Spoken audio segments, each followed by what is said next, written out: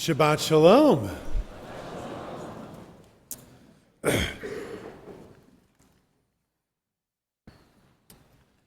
We passed a milestone last week that if Yehuda here, that if Yehuda hadn't pointed out to me, I would have missed completely.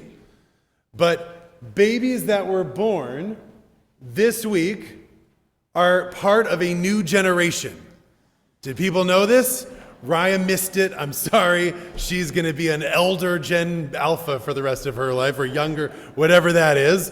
But we started on January 1st, 2025. Babies born that point and after are going to be known as, as was suggested by a futurist, Mark McCrindle, was Gen Beta, Generation Beta.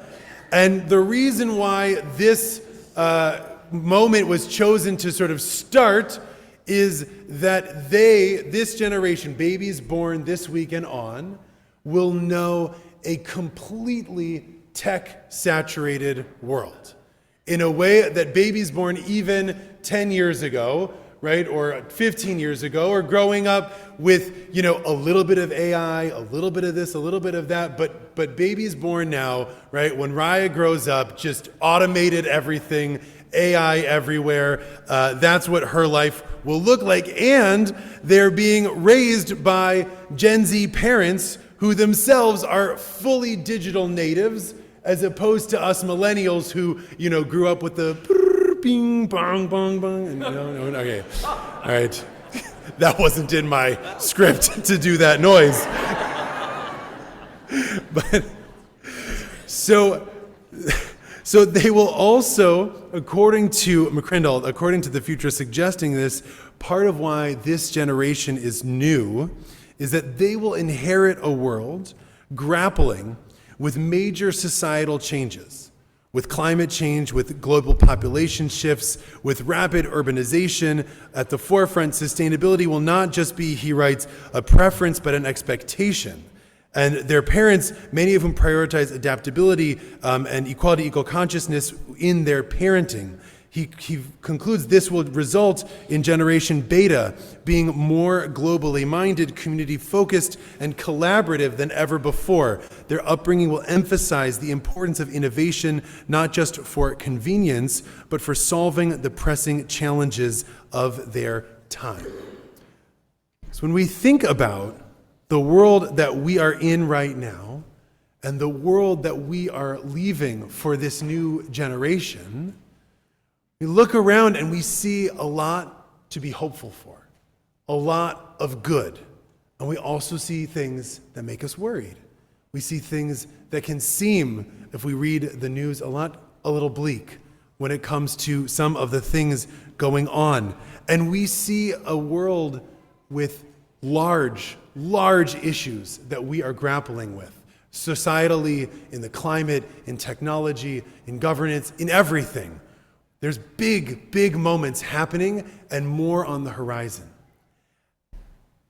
And it's not new. These generational shifts have come before. We read about one today in the Torah. Because as Jacob dies and the book of Bereshit ends with his children in Egypt, he sees a generational shift as well. Not the same as the generational shift from Yitzchak to Yaakov, right, or Avram to Yitzchak, which were big, but they were basically shepherds in the land of Canaan, right? But Jacob is leaving his children a nation, and he's leaving them in a foreign land. And in this moment, we see different ways that we can deal with a society in need of large shifts or of big problems. And we see two examples in the Parsha that I want to tell you about today. Because as we look at a world that has problems, that has issues, whatever you think those issues are, there's lots that we need to do. We can look at our forebears and see how they handled those things. So when we look at Joseph handles a great disaster, an environmental disaster, with a fundamental shift in the way that society is organized. Joseph sees this famine coming, and he and Pharaoh completely change The way that land and food are organized in Egypt, they do this centralization thing, then they dole it out, and they save Egypt from famine. Right? The nation is doing so well that others, as we see, come down from Canaan because Egypt is known as the place that has grain, because Joseph and Pharaoh were able to reform society to weather that storm. I know it helps when you have, divine prophecy from Hashem and, Pharaoh on your side. But that's what Joseph does. And that is one way of addressing the problems in our world that require huge foundational, fundamental societal shifts. We see another example in the Parsha this morning in Yaakov. And Yaakov kind of isn't much of an actor in the story from when his kids are born on.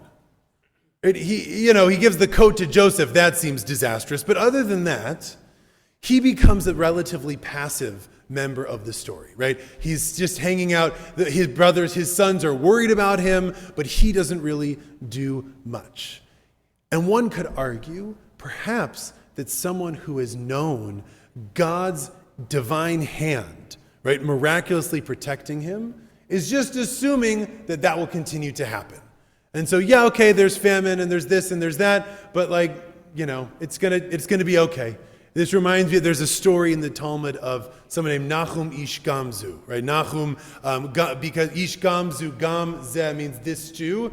And the stories in the Talmud are that when bad things would happen to him, he would say, Gam Zeh Latov, like it'll be okay. Right? There's a story, he gets robbed 3 times on the way to visit the Caesar, and he shows up with nothing, and but he just keeps saying, this will be fine, it'll be fine, it'll be fine.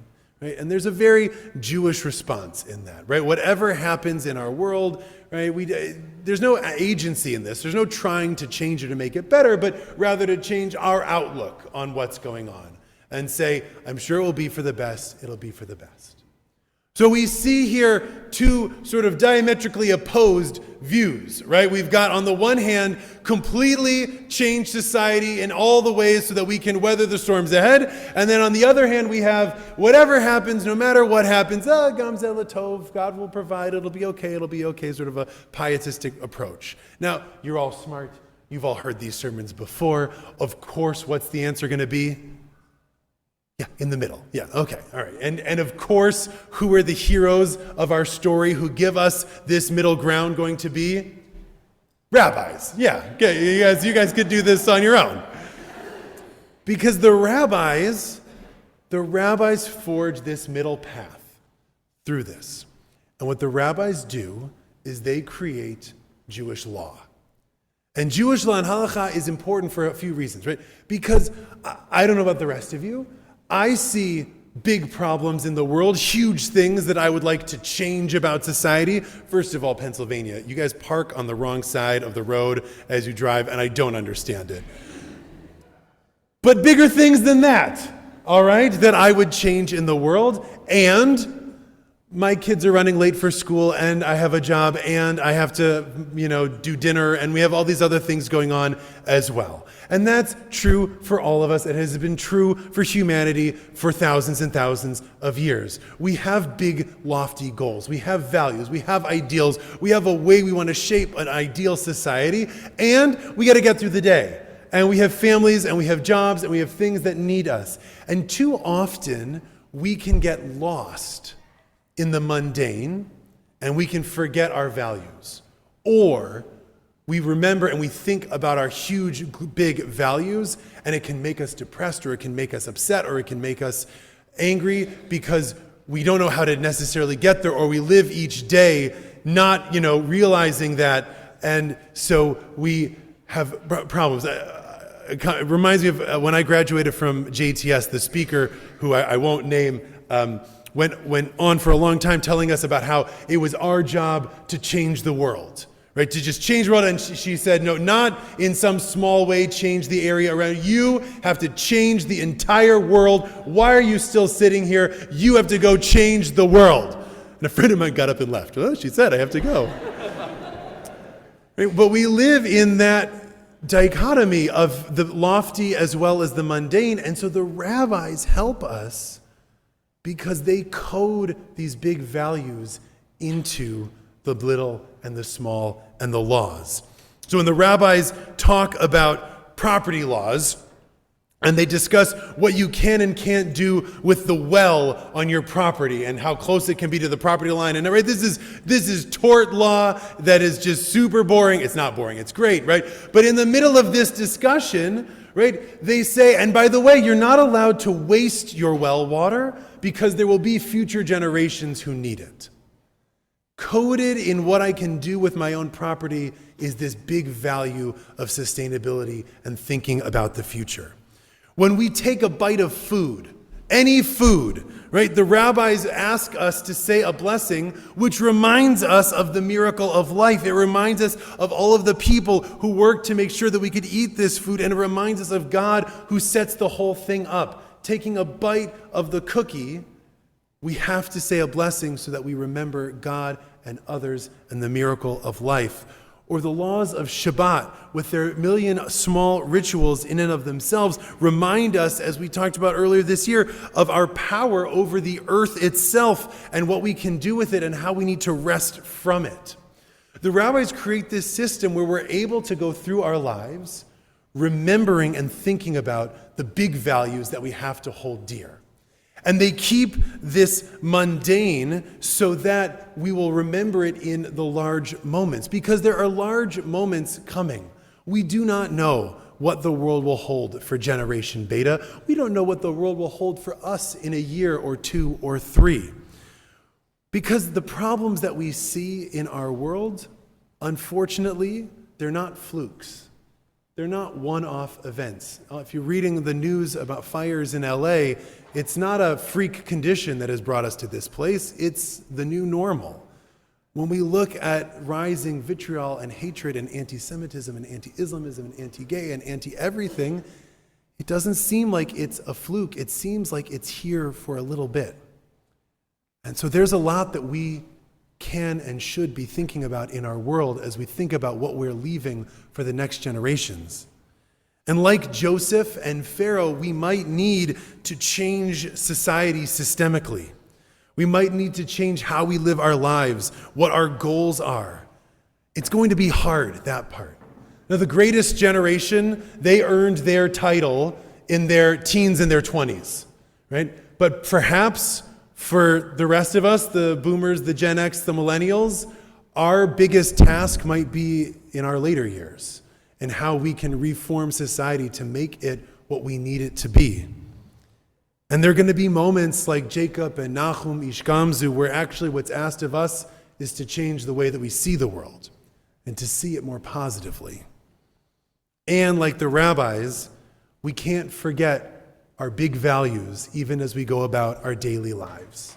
We have to find ways to remember what we want the world to look like, what our hopes and dreams for the future are, what our biggest dreams and values are, even as we get the kids ready for school or go to work or whatever it is that we do. Because the genius of the rabbis is that in those small things, in what seems like mundane, we can remember the glory and the holy. And I think I saw this beautifully said and done. We all witnessed it earlier this week, because in the fires in California, a synagogue burned down. The Pasadena Jewish Center and Temple. I know that we have some congregants who used to be there, and we've been in touch with them and what we can do. And I think we sent something out, but there'll be more that we'll send out of how we can be helpful. But I'm sure that many of you, like I, as soon as you heard the news that there had been a fire in this synagogue, your first thought was, did they save the Torahs? Exactly right. And thank God, by the way, it was the rabbi's first thought as well. If you read, there was an article about it, the rabbi and her husband, or the cantor, and her husband ran in and got the Torahs out. Why do we care so much about the Torahs? We care so much about the Torahs, first of all, because, it's the Torah, right? No, but it's a huge piece of what makes what? The heart and soul of this community is that it has a Torah. We have many Torahs, right? That shows us that we pick them up along the way, right? We have a Torah that was from Bethel, from in the city. We've got Torahs that were here for Beth Hillel. We have Torahs that were brought to us by others from their family. We have Torahs that came to us in many different ways. And the story of our community is in our Torah, just as the story of our people is in our Torahs. And so preserving the Torahs is something about preserving our past. Yes, it's also about preserving our future. Because the Torah is the best way that we've come up with to code our history and our values and to teach it to the next generation. Teaching stories, teaching laws, that's how we ensure that what we believe in will be transmitted. And that's why we care so much about these Torahs. Now, at our Parsha, we don't know exactly what Jacob thought at the end of his narrative. In some ways, he's leaving his children better than he ever could have hoped. His children are wealthy, they have power, they're safe for the moment, but they were also farther from their promised land than Jacob had ever been. Unable to control their destiny, he offers each child a blessing. And as we stand here today, in many ways, wealthy, powerful, and safe, we too are also far from our promised land. And even as we know that we must work to make this world better, we too offer blessings for this new generation. May they know a world of hope and love. May they know security and wonder. May they explore and build. May they sustain and heal. May they never forget to bring this Torah with them, and neither shall we. Shabbat Shalom.